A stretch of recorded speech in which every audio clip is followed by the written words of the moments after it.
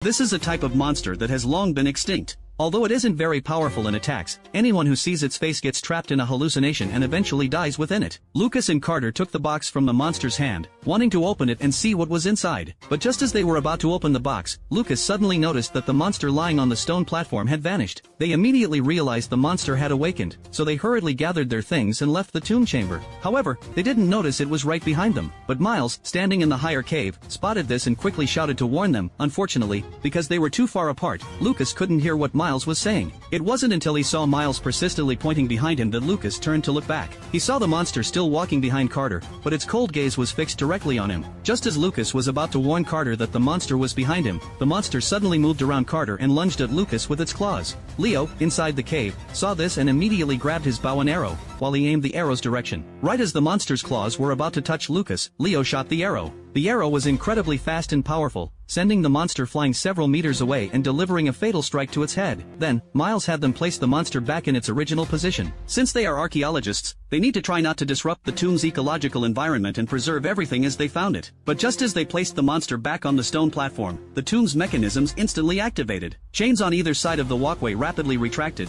pulling a bronze coffin, hoisted by a massive tree, into view. Everyone feared this coffin might contain another monster. As they hesitated about whether to open it, Leo suddenly heard heavy, raspy breathing coming from inside. This coffin was at least 700 years old. What could possibly still be alive inside after all that time? Miles immediately recognized the danger and decided they should leave the chamber and not open the coffin. But just as they were about to go, something eerie happened. The bronze coffin opened on its own. Even stranger was what lay inside, a wooden boat. Driven by curiosity, they all returned to see what was in the boat. To their surprise, they found a suit made of jade inside it, and the heavy breathing was coming from within the suit. Miles recognized it as the legendary jade suit.